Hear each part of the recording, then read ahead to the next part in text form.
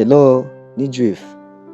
Uyu munsi nimba hari umuntu ukunda ukaba uzi neza yuko atari amahitamo meza cyangwa ukaba ukekeranya wibaza ati ese uyu muntu yaba umugore wanje cyangwa uyu muntu yaba umugabo wanje tukabana, cyangwa se nimba hari umuntu ukunda cyane wiyumvamwo ariko ukama wibaza ati ese n'ibishobisho bituma uyu muntu dukundana canke ese ni vya bindi twita ama emotion aduga cyane kandi nkazohava nsanga narahushije.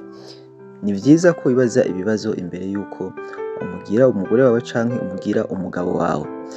Ni ibibazo 10 ushobora kwibaza, niba bitorera inyishu bizoguha umurongo mwiza wo kugenderamwo.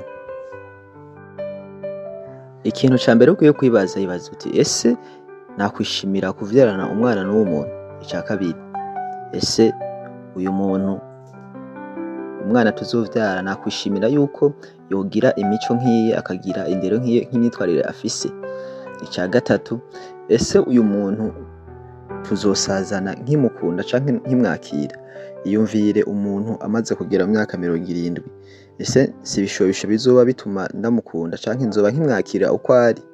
Ica kane, ese mu ndero afise canke imyitwarire afise hariho ikintu nzomwigira ko ciza kizotuma nanje mpinduka nkaba umuntu mwiza?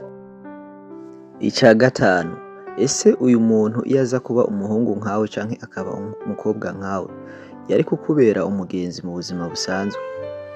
Ica gatandatu, yumvishe ko uyu muntu ata kintu na kimwe mu buzima bwawe ashobora kuza gukemura vya bibazo vyawe canke zaba inyishu zawe? Ese nivyashika ntabe inyishu y'ibibazo ufise canke ntagufashe gukemura ibibazo vyawe, ese uzakomeza umukunde? Iki nico kibazo ukwiye kwibaza ca gatandatu, nimba ubona yuko uri kumwe n'umuntu uriko urakekeranya ko atari byo canke ari byo. Ugeze hano hantu banza udusigire aka like na commentaire imbere yuko dukomeza n'ibisigaye. Ikibazo c'indwi ukwiye kwibaza ibaze ati ese uyu muntu niteze kuzomuhindura canke nshaka ko nzomuhindura?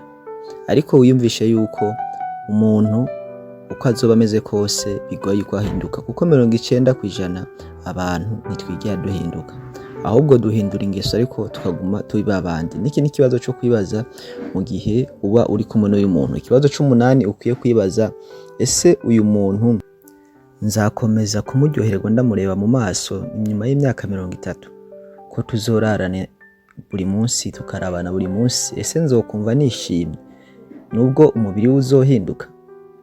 Ikibazo c'9 ukwiye kwibaza, aha ese vy'ukuri uyu muntu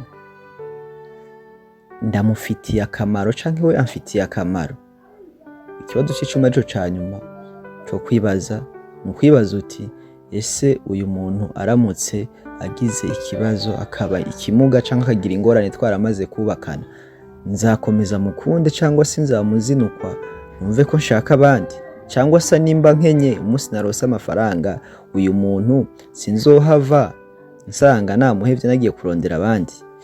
Nibaza ibibazo byose 10 ugasanga inyishu ni ego, birashoboka yuko uyu muntu azoba ari amahitamo yawe y'ukuri. Cyangwa se uwo muntu muri kumwe nawe nibaza ibibazo 10 agasanga inyishu ari ego, birashoboka neza yuko azoba ari amahitamo ko muzoba mushoboye kuba muhuza ivyo mwipfuza. Buriya urukundo rwonyene ntiruhagije. Yego hatangura urukundo ariko harakenewe n'ibindi bintu vyinshi hagati mu rukundo. Rero nibibaza ibibazo uze wongereho utu tuntu uvuga ati ese uyu muntu turi kumwe ndafise amahoro, uyu muntu turi kumwe ndamwishimiye. Urukundo ntiruhagije gusa muri ubuzima, kuko nabajya batandukanye haheze iminsi mike nabo barakundanye, nabo barakundanaga kandi nabo hari ibyo baciyemo kugira ngo barinde bubaka urugo rwabo, ariko bashitse mu rugo biranka canke bamaze kubana biranka. Ariko nuko batabibajije ibibazo byose bakaba bavuze bati reka tugwane urukundo rwacu.